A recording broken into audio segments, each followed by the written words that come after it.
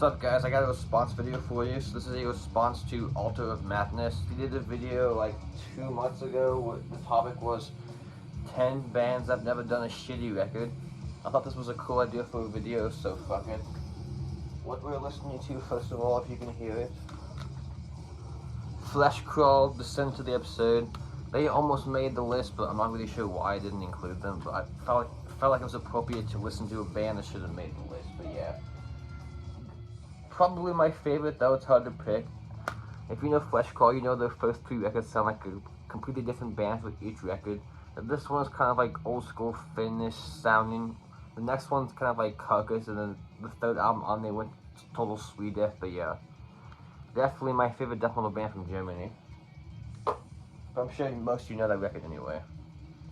If you see me looking over here, I have the list written down on my computer and how many albums per band. So I think on his list he had some bands that only had 4 records. I want to include at least more than that. So the band with the least amount of albums on this list has 7. So I figured that was a good number. And this isn't necessarily my favorite album by each band. I just pulled a random one. But yeah, first up from Texas, the mighty Absu. Be it their first record, which is straight up like death metal, and then their second 2, which are like black and thrash, and they went like more like an epic kind of straightforward black metal sound. Then they went to this, which is like kind of in between, and then I'm counting the Prescriptor McGovern's Absu record also, because that's basically just an Absu record. And they have 7, including that one, a couple EPs too. But yeah, this is their first self-titled, if I didn't mention that. So yep. First choice Absu, you know they wouldn't be on the list. Alrighty, next up with 8 albums to the name. Drawn and Quartered. This came out in like the early 2000s. Death metal from Seattle. Honestly, since they formed, it's probably a hot take, but they do incantation style death metal better than Incantation has done the last 20 years, which probably not a too popular opinion, but I don't know. I think they're just more interesting in that style that Incantation has been lately, because after Blasphemy, Incantation kind of lost me, but this record's definitely a good, I guess you could say, good turn into that style, since Incantation gotten kind of boring, but yeah. Probably my favorite record by them, this is Extermination Rivalry from like 2002 or 3, but yeah. Great band, super underrated. I don't think they get enough credit for being like doing that Incantation style like 20 years before that whole style blew up and got popular, but yeah. Again, Drawn and Quartered with 8 records. Alright, next band, you knew this would be on the list because it's me making it. So, if I didn't include this, that would have been kind of dumb, but you know they had to be on the list. I know Matt included this one also. Bull Thrower and Battle There Is No Law, so be it this kind of like almost like borderline crusty punk, they're more like grindy stuff, Realm of Chaos, and they're faster death metal like War Master, then they got more like mid-pace with Fourth Crusade or For Victory, but I know some people don't like Mercenary. That one's pretty underrated. If I had to choose one album that I don't love but still good, it would be Honor Valor Pride, mainly because I'm not a huge fan of Dave Ingram's vocals on that record. He sounds kind of fried, which I know Martin Van Buren was supposed to, I think he did some touring. He would have definitely sounded better on that record than Dave Ingram, but that's just me, so yeah. Both were, and this is the only band on that we both included because I watched this video. I wanted to make sure I pull something different, but there's no way I was leaving these guys off. I mean, you all knew that anyway, but yeah. Both Thrower, again with 8 records. Alright, so another band with 8. This is the most recent release from last year. Exhumed to the Dead. So they technically have 10, but one's a re-recording and one's a covers record, so I'm not including both of those. So that's the Garage Days re-regurgitated and the redoing of Gore Metal. I didn't want to include those because those are just like not really actual full lengths, but anyway, my favorite's probably either Slaughter Cult or Necrocracy, but the last record was good. I really liked it at first, but like I thought that was the best record for a while, but I kind of didn't listen to it that much. It's still good, but I think this one's stronger than Horror and definitely better than Death Revenge. But Necropsy is still my favorite of the 2010 plus stuff. But yeah, if I had to pick a least favorite, it would be Death Revenge, but it's still a good record. But that record, they kind of slowed down and got more melodic, and like a lot of the songs were kind of like too long. That album's almost an hour long, which it didn't really need to be. Which this one's like 40 minutes stuff, so definitely the perfect length. Because Horror was good, but it was kind of too short for me. For Death Metal, 40 minutes is a perfect length for a record. So yeah.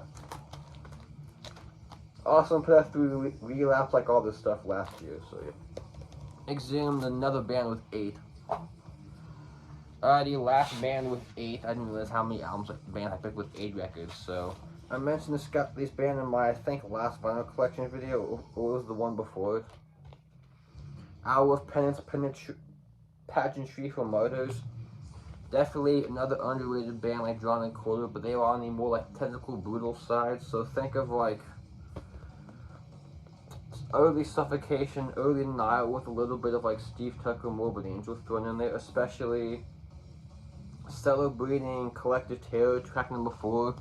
That easily could have been a song off of Gateways, like a slower one, which that's definitely, I think, one of the highlights of this record is like the like slower kind of Morbid Angel-y-ish sound, but they're definitely more brutal though. But they're not like technical like wankery where it's annoying. They still actually have riffs, not just a bunch of like wee type stuff. But yeah, killer bands from Italy. If I did not mention that already, but yeah, a lot of the Italian death metal doesn't get the love it deserves. Which eventually I might do like a Italian 2000 death metal highlight video. So if you want me to do that, let me know and I'll do it. But yeah, definitely I think the kings of that style. So yeah, awesome. Hour of Penance. The most well-known is probably Hideous Divinity, but I think these guys are definitely my favorite. Plus, they have more albums. I think Hideous only have 4, and they have 8, so yeah. There's that. Alrighty, so let's go to Japan. This next band has 9, which it seems like they have more, but most of them are kind of like live albums or EPs. Sabbath, the Japanese one, obviously, this is In Venom, so they are like a band doing first wave style black metal in the middle of the second wave, if that makes any sense. This came out, I think, in 1991, so by then you had bands already changing, because you had like Sam Miles' first record, Dark Throne, I think the Bosom demos, Immortal demos, stuff like that. It was definitely getting away from the kind of like thrashier, primitive like Celtic Frost, Bathory, Venom style, but these guys definitely were keeping that old spirit of the 80s alive well after it kind of like went out of prominence, I guess. But yeah, probably my favorite record by them. It's hard to pick because you could throw a dud and you would hit a great record no matter what. But yeah, their discography looks more intimidating than you think on Metal Archives if you look it up, because most of that stuff is actually just live records. So you look at it and say, oh my god, it's a lot, but when you click on the main, it's like, oh, it's not that many, it's only 9, so yeah. Killer record, definitely my favorite black thrash band, and probably my favorite band from Japan, either them or Anthem, which Anthem I didn't include, I'm not really sure why, I probably should have, but oh well. So yeah, Sabbath In Venom, definitely the best black thrash band if you ask me. Alright, so this next band, skipping a bunch of albums, we're going from 9 to 13. Hopefully I counted this right. If I didn't, oh well. Impaled Nazarene. This is Absence of Wars, Not Make Peace. This is honestly one of my lesser favorites, like, not like lesser, but like in the like, if I had to rate the discography, this wouldn't be in the top, it'd be near the bottom, but they don't have a bad record.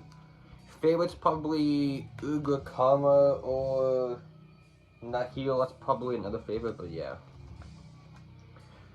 You could say either like the like drunken, punky, Finnish black metal crazy guys, I guess. Like, this is what I wish Dark Throne's punk era sounded like, because this is actually still black metal, which Dark Throne's punk stuff is just like kind of like drunken, yelling at the bar music, but this actually has some balls, and there's actually, you know, good riffs behind, not just someone yelling like a drunken idiot. But don't get me started on that. But yeah, if you're new to them, I would probably suggest Nihil or Swami Finland Percolate or Torkom's Nose. But yeah, of the newer stuff, it's probably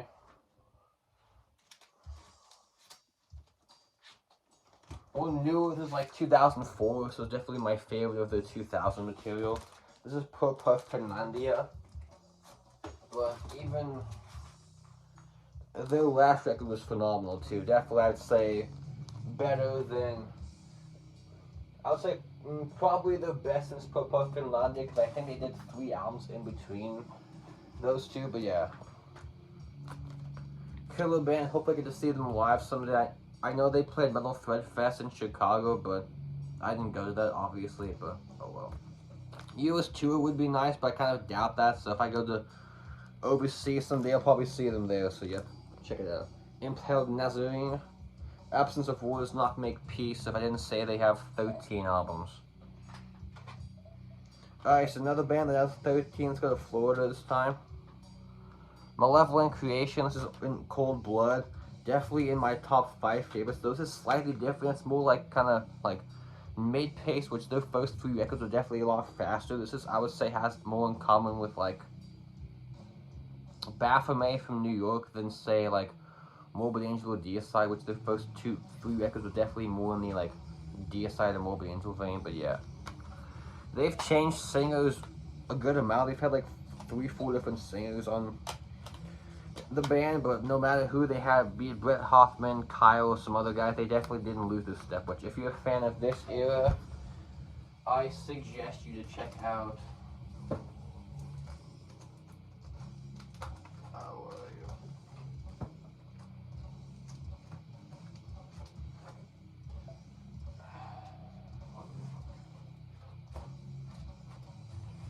Okay, here we go.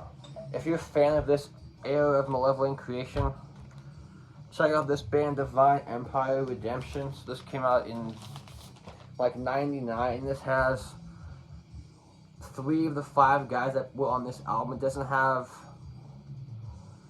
it doesn't have, I think, Phil and the singer, I believe. I think this album has Brett Hoffman. It doesn't have Phil or Brett Hoffman, but it's definitely, I would say honestly, it sounds like late 90s Malevolent Creation, but the guy doing vocals sounds a lot like Glenn Benton. So if you like Malevolent Creation, but you'd be curious to hear what they would sound like with Glenn Benton on vocals, check this out. So yeah, Divine Empire Redemption. Time to sidetrack or whatever. The record rules and gets no love, unfortunately. But yeah, back to this. Favorites probably, Ten Commandments, Fine Art of Murder, War Cult. I mean, they're all great, but I don't know. Just start from the beginning and work your way through the discography. It's definitely a very fun ride to go on. So yep. Malevolent Creation, In Cold Blood, they have 13 albums. Alright, so this next band has 15, and the second last band we're gonna pick. Maybe an unpopular opinion, but they have no bad albums, but that's just my opinion. So if you don't like it, oh well, make your own list. Sodom. So I'm not including their re-recording of In the Sign of Evil or their like 40 years of Sodomy Hell or whatever that was called, thing that came out last year. But yeah, honestly, this is one of my top 5 favorite records by them. Get What You Deserve. Super underrated record. I mean, this whole period of the discography from like, honestly, most of the 90s stuff is pretty super underrated. So they have some of them that's like not hit or miss, but like not bad. It's like less inspired. But this is, I think, definitely my second favorite of the 90s material behind Tap in the Vein, which, spoiler alert, if I ever rank the records, that's number 1. But yeah, definitely I would say the most different record, at least from the 90s, because this is, every song is like 2 minutes, like under 3 minutes. It's all like super fast and kind of like punky, which was a Jesus Screamer. Yeah, Jesus Screamer like has the closest they ever got to having a blast beat in the song, which is pretty cool to hear. But by blast beat, I mean like a mid-80s blast beat like Cryptic Slaughter used on their first record. That kind of blast, not like a full like death metal blast. But yeah, awesome record. Favorite songs, probably definitely that song Eat Me, Get What You Deserve with Jabba the Hutt. This whole record's awesome. If I had to pick a least favorite record by them, ironically, probably the record that follows this, Masquerade in Blood, or the self-title, but they're all awesome though, so yep. Sodom, 15 records. Wow. Who else could be last on this list? I'm not sure. I mean, this was going to be obviously, for me, you guys knew this was coming a mile away. Enslaved, 16 records, never put out a dud. That's impressive. Most of their contemporaries in the Norwegian scene either only put out a few, then ran for the hills and started making music, or they put out a bunch and you have like 2 or 3 stinkers, but honestly, their worst record's still like a 7 out of 10 for me, so that's pretty fucking impressive, man. So, this is probably my... After, what, In Times, my second favorite modern record by them, so 2010, Present's probably In Times, and then this one, which, the new record's awesome, but I still think this one is stronger overall, but yeah.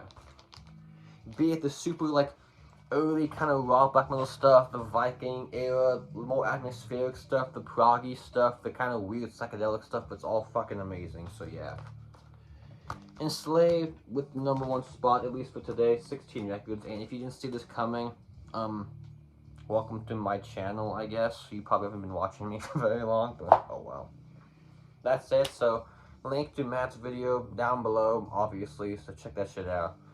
What I got next for you, I don't really do them anymore, but I might do an update next, but I'm waiting for something special to come in the mail that I want to talk about, so once that shows up, I'll probably do an update, because I have some stuff that I've had for a few months, but I don't know, we'll see when that shows up, hopefully soon, because I've seen other people get in their copies, so I think you know what that means. New tumult. So yeah, hopefully that shows up soon, and I'll talk about that and a few other things I haven't really talked about that I haven't talked about yet, but we'll see when that happens. Thanks for watching, take care, peace out, goodbye.